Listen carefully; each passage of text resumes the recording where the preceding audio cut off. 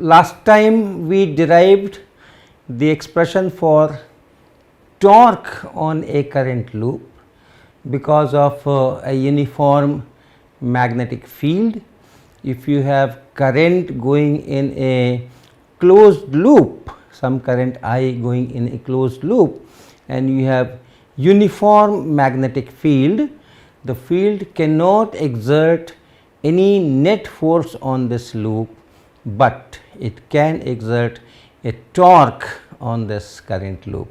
And we derived the expression for that, and that was, if you have this current loop, let us say this is current I, then uniform magnetic field B, then we wrote torque is equal to I, this I, let me write capital I. So, the current and times area vector A, and then cross product with B.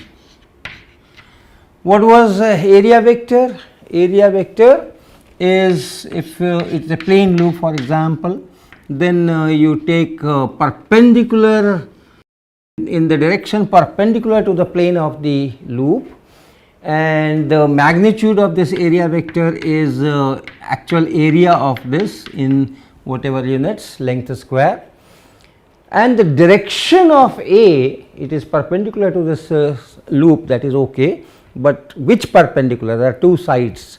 For that, this arrow is important, the direction of current is important. If you look into the loop and you find that the current is anti-clockwise, then the area vector is towards you, and if you find that the current is clockwise, then the area vector is going away from you. So, that is the convention, and that is how you write this A, and then I A cross B is the torque because of the magnetic field, because of the force that this magnetic field exerts on each of the current element, the net current, the net force is 0, but then it is exerting force on this part, it is exerting force on this part, this part, this part, this part, and so on. The net is 0, but all these individual forces, they have torques, and these torques add to give you this I A cross B. Okay. Now, this I A, this quantity is known as magnetic dipole moment. Magnetic dipole moment of the current loop.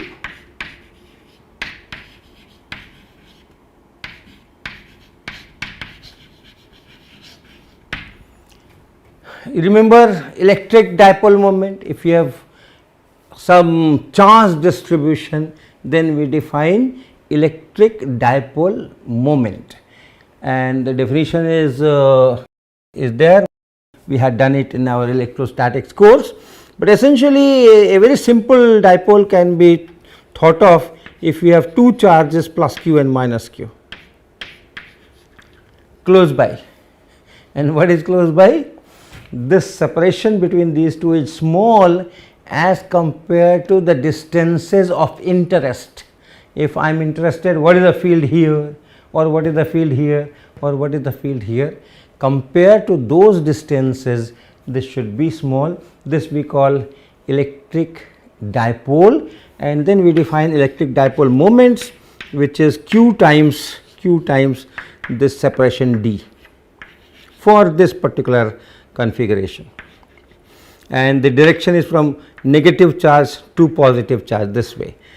And then if you have an electric field, uniform electric field, then there is a torque, and that torque is this dipole moment cross E,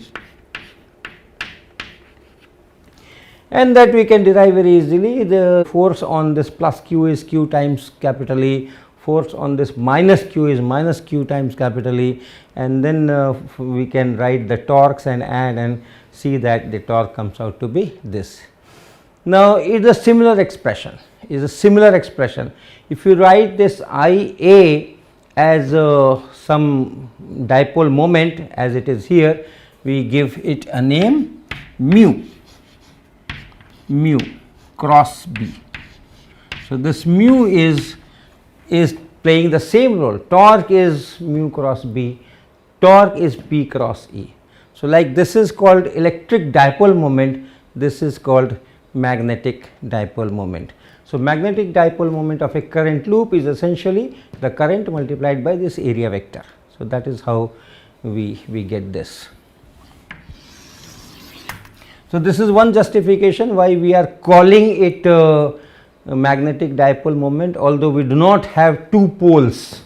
Just like here you have two charges minus q plus q, or a charge distribution which can give you similar kind of impact. But then here we do not have any such two poles or two charges or 2 points, but still we call it magnetic dipole moment because of the similarity of the torques, and also we will see that similarity of the field produced by this current loop, that we will be later. So, this is one thing that you have to keep in mind. Now, this was for a current loop, but the current can be in different fashions. This is a linear current, right? This is a linear current. We can have surface current. We can have some surface where you have surface current, and because of that surface current you have all kinds of things. If there is a uniform magnetic field, it can exert torque on this surface current, or you can have volume current. On that volume current also, if it is a closed volume, and then you have currents there, and there is a uniform magnetic field that can exert a torque on that. So, we generalize this. This IA expression is only for a linear current loop. This is for a linear current loop, but we can generalize it for surface currents and volume currents also. So, let us first write it in a slightly different manner. This magnetic moment mu of this current loop is I times area vector. This is the current situation, but this area vector can be written in a slightly different form. Suppose you have origin somewhere here in this plane of this current loop, and then let us see, if you connect this origin to certain point here, and then some dl distance here, and then you connect it here. So, this is, let us say, r vector, and this is dl vector. Now, this is a triangle kind of structure. This is a triangle kind of structure, and we would like to know what is the area of this triangle like structure. So, to get that area, if you have let me draw it here slightly bigger.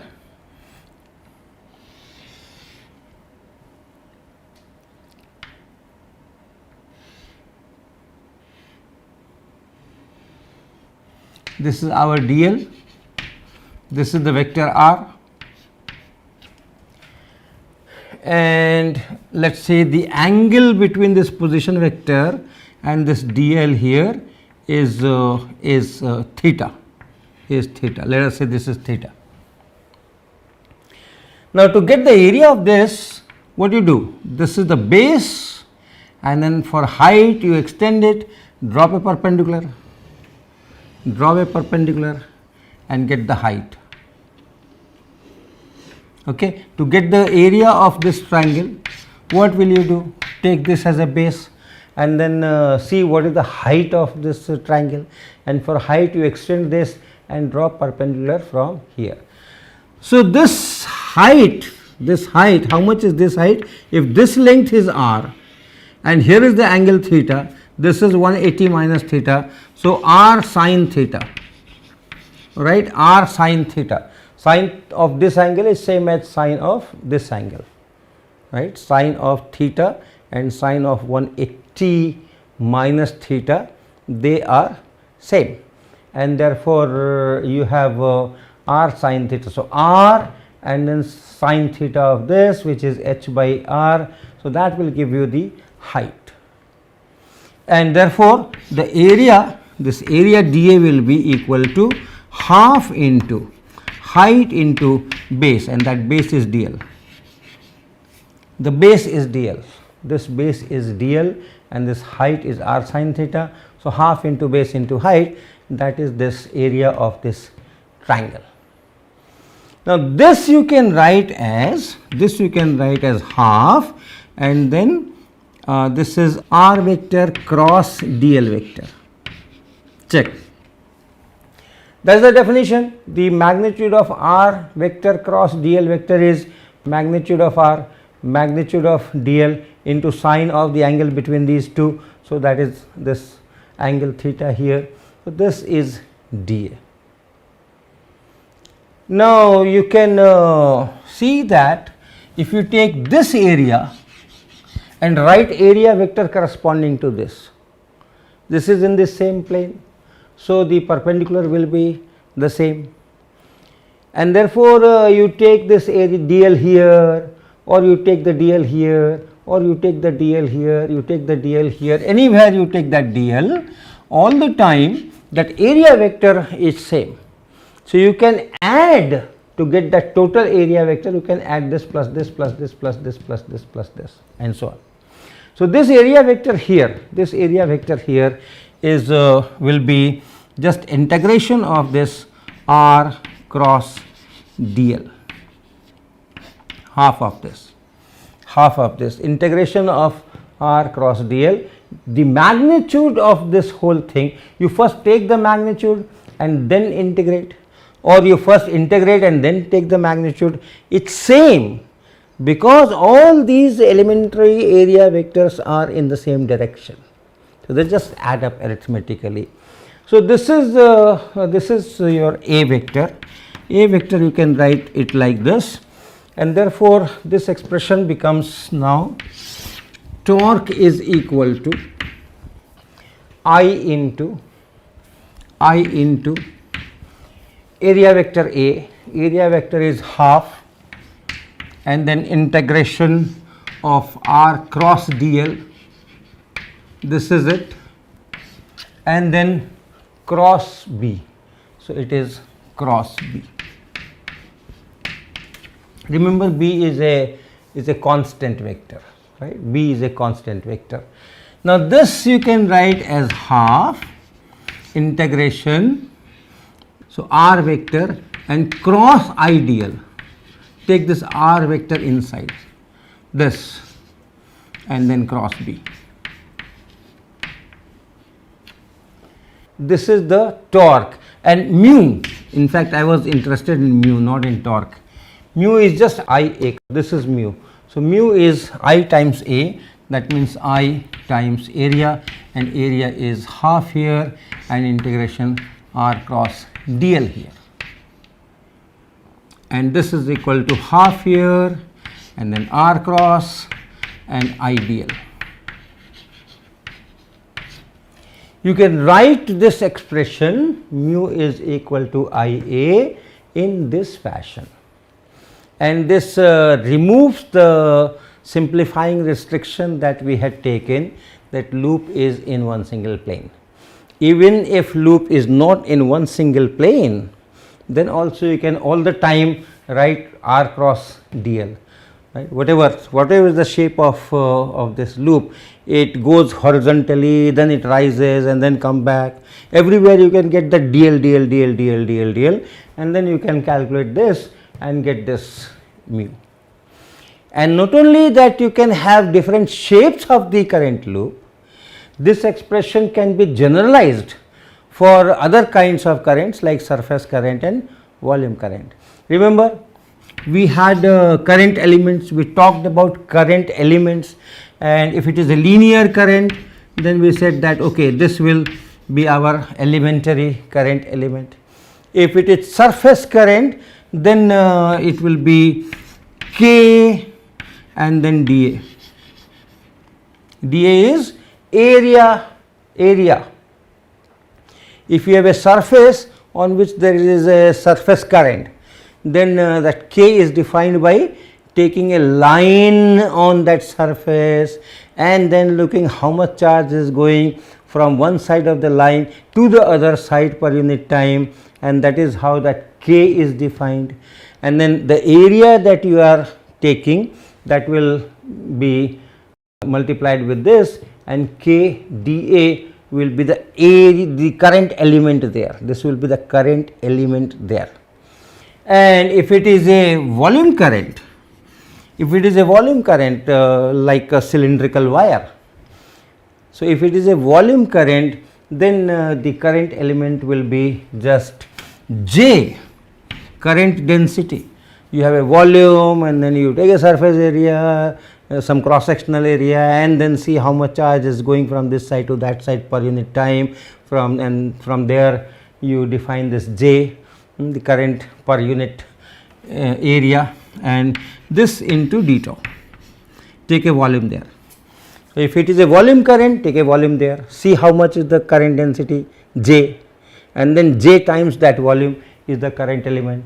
If it is a surface current, then on the surface you take some dA, and at that point see how much is k, k dA is the current element. If it is a linear current, then you take this dl, and then I dl is the current element. So, this substitution often generalizes your expressions.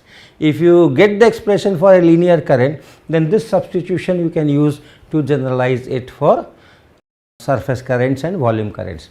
So, this mu for a surface current will be half integration r cross ideal is now replaced by kdA. Remember, these are all closed currents, right? It is all closed current. There is a closed surface on which the current is going. There is a volume, closed volume in which all those current elements are there. It is a loop, so a closed loop. So, remember that you can put this circle out here. So, this will be for surface current, and mu is equal to half, then integration r cross j d tau, j t tau. This will be for volume current. So, this is for surface current.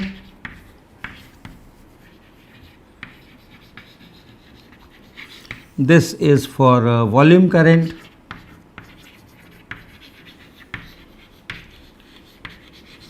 And this is for linear current.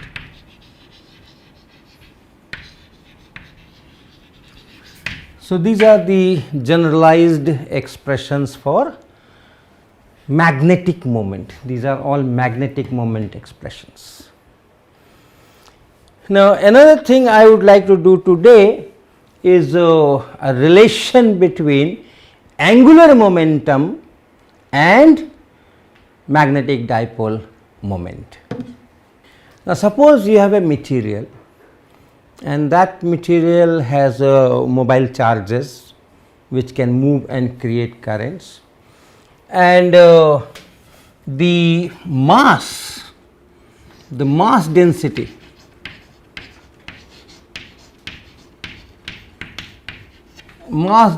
let me write as d at r at a certain, you have a material here, and then this is a position, and here I make some d tau, some small volume, and ask how much is the mass of this divided by the volume, that is mass density, and that is, let us say, it is d. And then you also have charge density. And this is the charge corresponding to the ones which can move on applying electric field and can create current. So, that charge density is, let us say, rho at r, and let us say that d is equal to some constant times rho. What does this mean? This means wherever you have mass, you have charges which can move or which are moving, and then the charge density there and mass density there, they are proportional. So, the entire material has that mobile charges, and if you take a bigger volume, the mass will also increase, the charge will also increase, and therefore this kind of relation can exist. Now the task is that if these charges move and create a current, then it's in a closed volume, and when I say closed volume, it can be closed surface, it can be closed loop. So it is a closed volume in which the charges are moving, and therefore it will have some magnetic dipole moment. At the same time, you have mass which is moving. If mass is moving, then it will have some angular momentum. So our task is to write expression for angular momentum and magnetic moment and see if there is some relation. Okay. So we can start with any one of them. Let us write angular momentum first.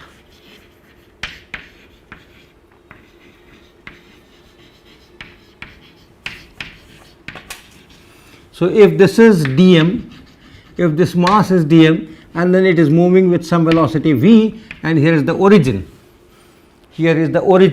so the definition of angular momentum is r cross p vector, and p vector is now the linear momentum vector. Remember, L is equal to r cross p. This is the basic definition for a point at this r. That means angular momentum is also defined about a point which we call origin.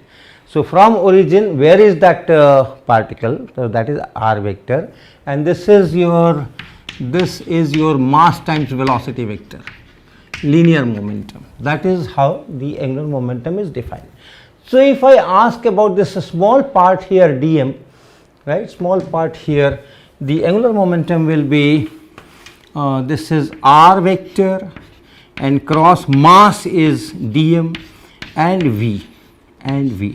So this is the angular momentum of this part, and if I integrate over the entire material, that will be the angular momentum L. On this entire volume we are integrating. So this is angular momentum. And what is magnetic dipole moment? Magnetic dipole moment.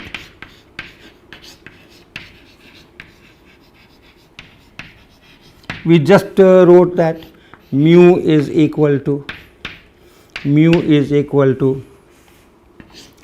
half and then r and cross j d tau. We are writing the most general j d tau. If it is a surface current k dA, if it is a linear current I dl. So this is the magnetic moment. This j is current density, right, volume current density, and this is rho times v. Remember this relation we derived, this is rho times v. J is rho times v. This rho is charge density.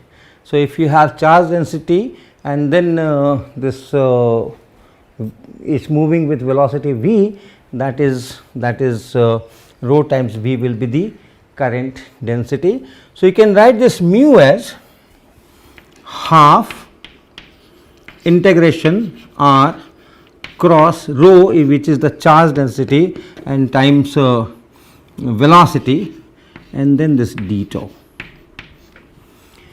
then this d tau, this is mu.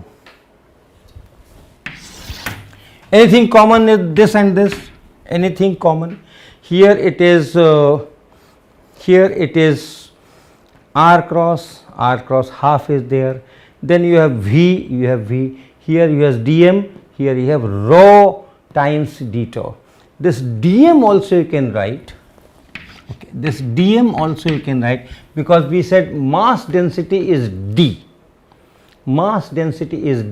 So this dm is mass density times the volume. So this you can write as integration r cross dm. Dm is the d, remember this d, don't get confused, d times d tau. This is mass density. So density into volume is the mass. So this d density into this volume d tau, this is mass dm. So for dm, this dm I am writing that, and then velocity is v. So it is integration of r cross and then v here, r cross v here, and then d d tau. This is L, and mu is here.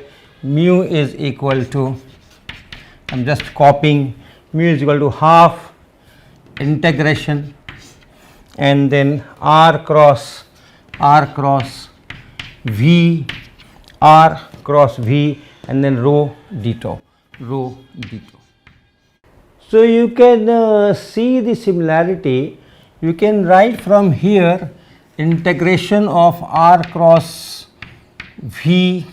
Okay, since we say that d is equal to k times rho, so let me write this as rho, k times rho. So this d is k times rho, right. So from here you can write r cross v, r cross v, rho d tau, rho d tau is equal to L divided by k.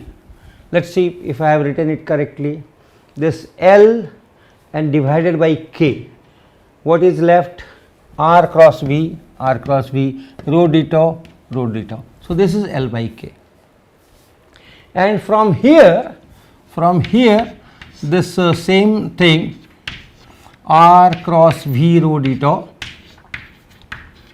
r cross v rho d tau integration, that is 2 times mu. This is 2 times mu.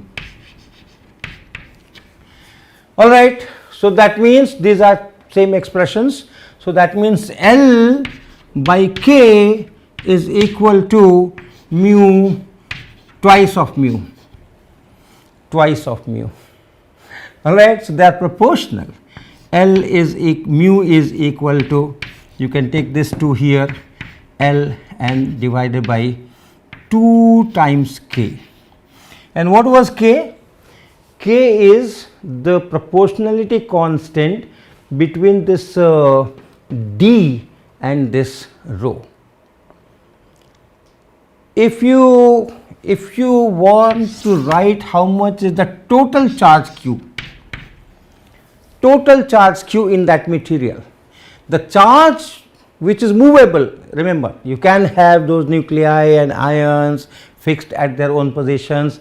We are only talking of the charges which can move, and we have assumed that wherever you have mass, in proportion you have that movable charge there, and that proportionality is given by this k. This is the mass density and this is that movable charge density. So this total charge which is here, that will be rho d tau integrated over the entire volume, and this rho, okay, and what is the total mass? Total mass will be d d tau. This is the mass density, this is charge density, this is mass density times volume will give you mass of that d tau, and then you integrate, you get that total mass. And this d is k times rho, this d is k times rho, and k is constant. So this is k and then rho d tau. So if you divide, you get q by m is equal to, q by m is equal to 1 by k. 1 by k is q by m, and here is 1 by k. So this you can write as, this proportionality constant is mu, you can write mu is equal to gamma times L, where gamma is 1 by 2k, and that 1 by 2k is 1 by 2 here, and 1 by k is q by m. So you put q here and m here, so q here and m here. So gamma is q divided by 2m. So, that is the proportionality constant. The magnetic moment, magnetic dipole moment is often in short called magnetic moment. So, if at some stage I say magnetic moment, it is to mean magnetic dipole moment. So, this magnetic moment and the angular momentum, they are proportional to each other, provided you have charge density, you have mass density, and they are proportional. So, this is this. Now, this ratio of magnetic moment and this L angular momentum, that is known as gyromagnetic ratio. So, this gamma is known as gyromagnetic ratio. Very important in atomic physics, when we try to understand the spin of electron, then this concept is very crucial there, that corresponding to the angular momentum, if it is a charged particle which is moving, then corresponding to the angular momentum, we also have a proportionate magnetic dipole moment. So, that concept is very important when we talk of electrons in an atom. So, we will stop here and do something else next time.